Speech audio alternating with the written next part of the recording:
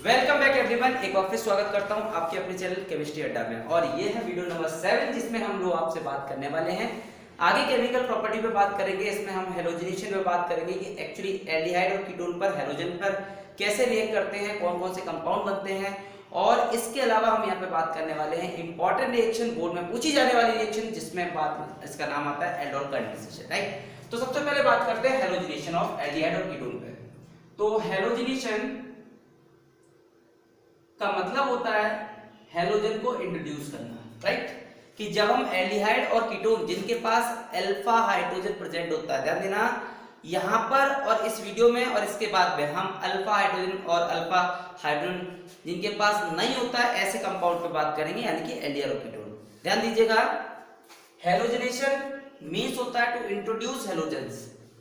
और जब हम एल्डिहाइड या कीटोन जिनके पास अल्फा हाइड्रोजन प्रेजेंट होता है इनके साथ यदि हम रिएक्ट करते हैं क्लोरीन के साथ में in presence of acetic acid, तो आपको alpha halogen derivative of aldehyde और कीटोन मिलते हैं। ध्यान दीजिए, अल्फा हाइड्रोजन क्या होता है ये भी आपको समझ लीजिए कि वो कार्बन जिस पर फंक्शनल ग्रुप प्रेजेंट होता है, that is carbon known as alpha.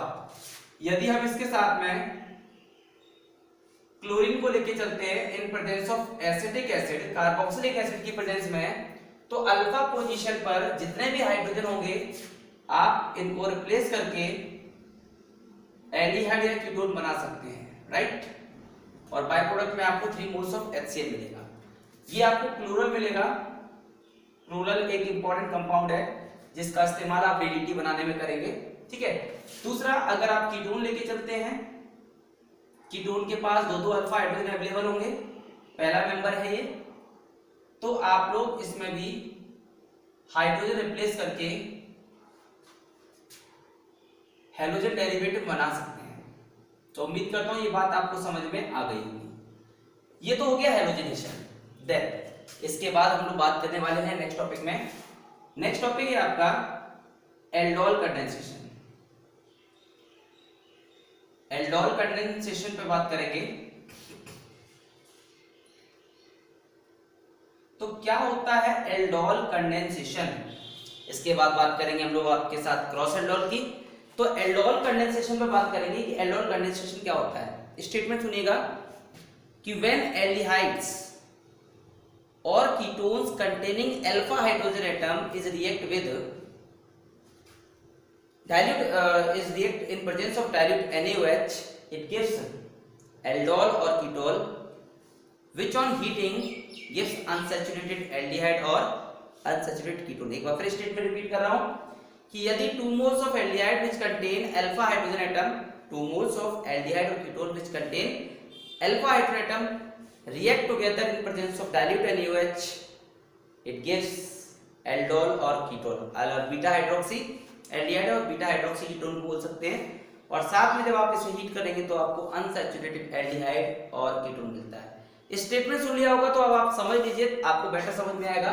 देखिए, पहला मेंबर एल्डिहाइड का यदि हम लेके चलें जिसके पास अल्फा हाइड्रोजन अवेलेबल है, तो देखिए इसके पास अल्फा हाइड्रोजन अवेलेबल होगा।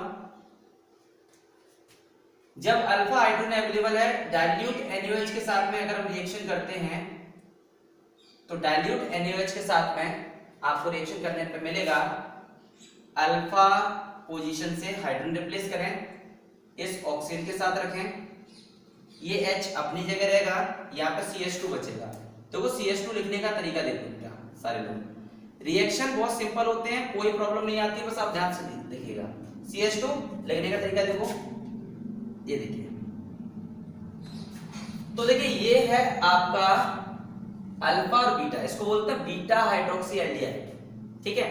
तो ये हो जाएगा बीटा हाइड्रोक्सी एल्डिहाइड, मतलब इसको हम एल्डोल बोलेंगे। एल्डोल मतलब एल्डिहाइड ग्रुप भी है और कीटोन ग्रुप भी है। जब आप इसे हीट करते हैं तो हीट करने पे ये वाटर मॉलिक्यूल्स यहां से एलिमिनेट कर दीजिए और आपको यहां पर मल्टीपल बॉन्ड मिल जाता है, तो अनसैचुरेटेड एल्डिहाइड बनाने का चांस मिलेगा। ध्यान देना, कभी भी कंपाउंड में अनसैचुरेटेड एल्डिहाइड अगर बनाना हो तो आप आसानी से बना सकते हैं, कोई इशू आपके साथ नहीं आने वाला, राइट। अच्छा, इसके बाद अगर कीटोन भी आप लेके चलते हैं कीटोन जिसके पास अल्फा हाइड्रोजन प्रेजेंट होता है तो आपको यहाँ पर कीटोल मिलेगा। ध्यान देना, डाइल्यूट NaOH के साथ में हमें रिएक्शन करना है। डाइल्यूट NaOH, ये अल्फा हाइड्रोजन, अल्फा कहाँ जाएगा, इस कार्बन इस ऑक्सीजन के पास में, और साथ में इस बैंड को, इसको CH3 को बैंड करना पड़ेगा क्योंकि यहाँ से आपको CH2 बचा हुआ है। CH2 को हम एडजस्ट करते हैं बेटा कुछ इस तरह से, और ये हो जाएगा CO कार्बोनिल ग्रुप, और देन ये हो जाएगा CH3। Any problem? अब क्या करना है आपको, जब आप ऐसे हीट करेंगे तो सेम ये हो जाएगा आपका बीटा हाइड्रोक्सी कीटोन हो जाएगा, ये बीटा हाइड्रोक्सी एल्डिहाइड हो जाएगा, ठीक है। और ऐसे बीटा हाइड्रोक्सी कीटोन बनते हैं हमारे पास, या इसको हम कीटोल बोलते हैं क्योंकि इसमें कीटोनिक ग्रुप है और OH ग्रुप भी है। इसको या तो हम क्या बोलेंगे, कीटोल, राइट। जब इसे आप हीट करेंगे तो अनसैचुरेटेड एल्डिहाइड और अनसैचुरेटेड कीटोन मिलते हैं। तो यहां पर आपके पास अनसैचुरेटेड कीटोन मिलता है। ऑलवेज कीप इन माइंड कि जब आप एल्डोल कंडेंसेशन की बात करते हैं, 2 मोल एल्डिहाइड या कीटोन सेम होने चाहिए। जब आप डाइल्यूट NaOH के साथ रिएक्ट करते हैं तो आपको एल्डोल और कीटोन मिलता है, जिसको आप फर्दर हीट करेंगे तो आपको अनसैचुरेटेड एल्डिहाइड और कीटोन मिलेगा। उम्मीद करता हूं ये बात आपको समझ में आ गई होगी। और अब इसके बाद में बात कर लेते हैं क्रॉस एल्डोल कंडेंसेशन पर। ध्यान देना, क्रॉस एल्डोल कंडेंसेशन क्या कहता है कि 2 mole of aldehyde in which at least 1 molecule contain alpha hydrogen atom. 2 mole aldehyde हो सकते हैं, डिफरेंट हो सकते हैं, एक एल्डिहाइड हो सकता है, एक कीटोन हो सकता है। तो ध्यान देना, एक एल्डिहाइड एक कीटोन, 2 अलग अलग एल्डिहाइड, जो भी आप कॉम्बिनेशन बनाएंगे एटलीस्ट किसी एक मॉलिक्यूल के पास अल्फा हाइड्रोजन होना चाहिए, राइट। तो चलिए स्टार्ट करते हैं। जैसे हमने 2 एल्डिहाइड लिए डिफरेंट, जिसमें एक के पास एटलीस्ट अल्फा प्रेजेंट होना चाहिए। यहां पर कॉमन रहेगा, डाइल्यूट NaOH कॉमन है दोनों का, क्रॉस हो या एल्डोल हो या क्रॉस एल्डोल हो, दोनों में सेम रहेगा। तो देखिए यहाँ पे क्या मिलेगा, सिमिलर वे में प्रोडक्ट बनाएंगे आप लोग। OH बनेगा यहाँ, ये H, और ये CH2 को लिखने का तरीका आप हमेशा ध्यान रखो, CH2 का एक H आपको बॉन्डिंग में लिखना है, जिससे आपको प्रोडक्ट बनाने में आसानी रहे। जब आप इसे हीट करेंगे तो हीट करने पे वाटर मॉलिक्यूल्स आप एलिमिनेट कर लीजिए, आपको क्या मिलेगा, CH2 डबल बॉन्ड CH और CHO। तो देखिए यहाँ पे अनसैचुरेटेड आपको एल्डिहाइड मिला है, प्रोडक्ट आपको सिमिलर मिलेगा, कोई इशू प्रोडक्ट में नहीं आएगा, राइट। इसी तरह से हम बात करते हैं, एक एल्डिहाइड और एक कीटोन भी हो सकता है जिसके पास अल्फा हाइड्रोजन अवेलेबल होता है। तो ये भी बेटा आपका डाइल्यूट NaOH के साथ रिएक्ट करते हैं, तो यहां भी एल्डोल बनाता है, या क्या बनेगा, कीटोल बनेगा। O के साथ में H और CH2 लिखने का तरीका आप देख लीजिए, कीटोल बना लिया आपने। जब आप इसे फर्दर हीट करेंगे तो ये वाटर मॉलिक्यूल यहां से अलग कर दीजिए, तो CH2 डबल बॉन्ड CH और CO CH3। उम्मीद करता हूं बात आपको समझ में आ गया होगा। अनसैचुरेटेड एल्डिहाइड या अनसैचुरेटेड कीटोन आपने बना लिया, राइट। अब बात करने वाले हैं हम नेक्स्ट, 2 अलग अलग एल्डिहाइड भी लिए जा सकते हैं। ध्यान देना, 2 अलग अलग एल्डिहाइड भी लिए जा सकते हैं, ठीक है, कुछ इस तरह से। तो इनके आपके पास में 2 केस बनना पॉसिबल होंगे। ध्यान देना, 2 केस, जहां पर आपके पास में पहली बार मॉलिक्यूल में 2 कार्बन का मॉलिक्यूल आगे है, पीछे 2 के बाद 3 मॉलिक्यूल का, अगली बार कॉम्बिनेशन रहेगा इनको पोजीशन एक्सचेंज करके। तो देखिए अल्फा पोजीशन, ध्यान देना, ऐसे रिएक्शन में बड़े ध्यान समझिएगा कैसे रिएक्शन करना है।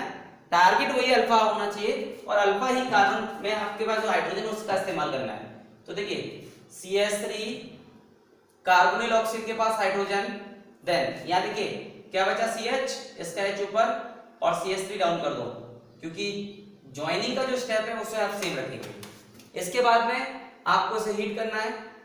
जब आप इसे हीट करेंगे तो आपको ये वाटर मॉलिक्यूल्स एलिमिनेट करना होगा, CH3 CH double bond C CH3 और ये बनेगा CHO।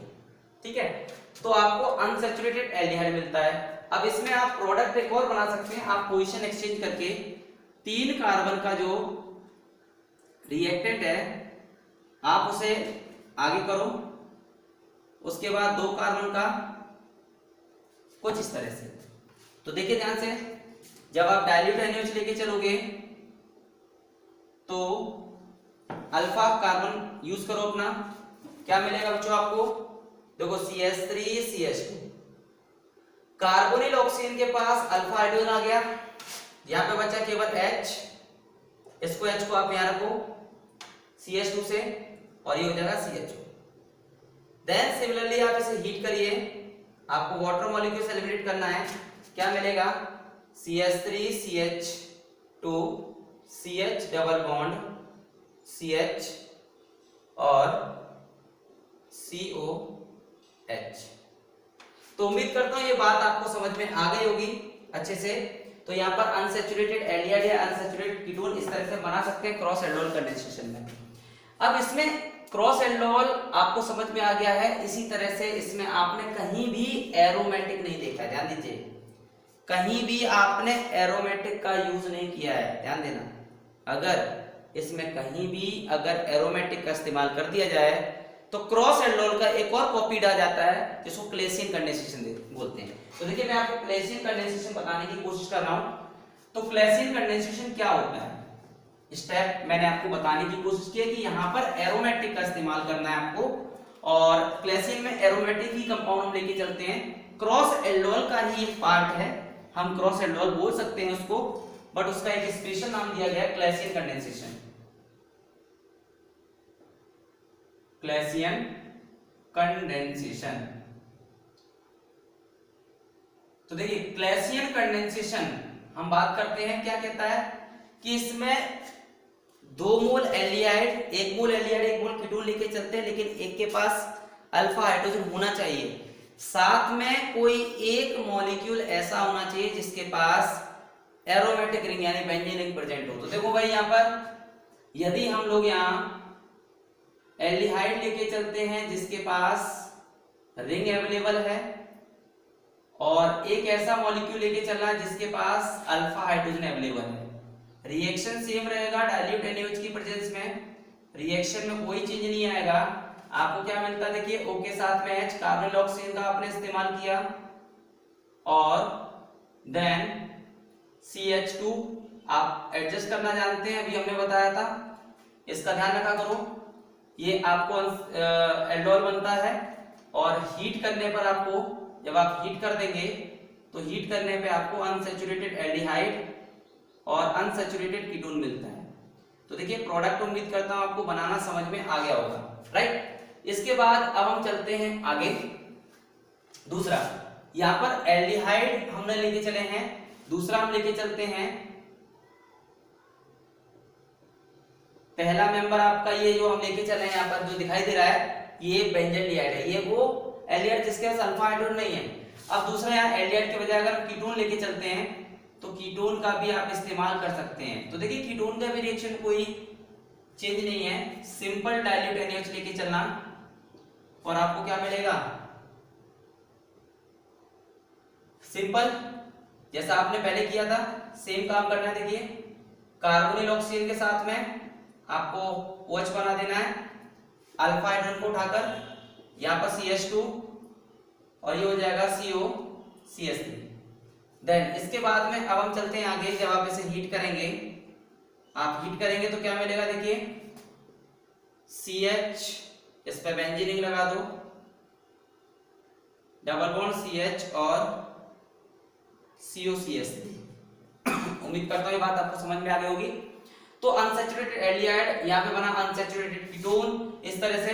और अब हम बात करने वाले हैं इसमें, यहाँ पर भी आप दूसरा कीटोन एरोमेटिक लेके चल सकते हैं एल्डिहाइड के साथ में। देखिए जब हम यहाँ पे लेके चलते हैं, इसको प्रॉपर बना लेते हैं जिससे आपको बनाने में आसानी रहे। देखिए CH3CO और ये बेंजीन है, देखिए ये आपका एसीटोन हो गया। तो एसीटोन को हम लेके चलते हैं बेटा यहाँ पर, तो क्या मिलने वाला डाइल्यूट NaOH के साथ में ये हो गया डाइल्यूट NaOH। और यहां पर आप लोगों को देखो अल्फा मिल गया, अल्फा को हम कार्बोनिल ऑक्सीजन के साथ में, ये बेंजीन रिंग देखिए, और या क्या बचता CH2, तो CH2 को देखो लिखने का स्टाइल देखो, देन कार्बोनिल ग्रुप अपनी जगह रहेगा, कोई चेंज नहीं आएगा, बस आप इसे हीट करिए, क्या मिलेगा हीट करने पर, ध्यान दीजिए, हीट करने पे ये वाटर मॉलिक्यूल्स आपके अलग हो जाएंगे, CH double bond CH CO और ये बेंजीन रिंग, ठीक है, और ये भी बेंजीन रिंग अपनी जगह रहेगी, कोई भी चेंजेस नहीं आते हैं। तो उम्मीद करता हूं आपको ये टॉपिक में जो भी आपको बेंजीन रिंग वगैरह मैंने आपको दिखाई है, ये आपको सारी चीजें समझ में आ रही होंगी। हर एक बॉन्ड्स क्लीवेज मैंने समझाने की कोशिश की है, समझ में आ रहा होगा। वीडियो अगर समझ में आया हो concept aldol condensation, cross aldol और कैनिजारो, तो वीडियो को लाइक करिए, वीडियो को शेयर करिए फ्रेंड के साथ, अपनी प्रॉब्लम कमेंट करके बताएं, और जहां भी दिक्कत आती है मैं आपको शॉर्ट आउट करने की कोशिश करूंगा, कमेंट करके मुझे बताने की कोशिश जरूर करें। मिलते हैं आपको अगली वीडियो में, बाय बाय।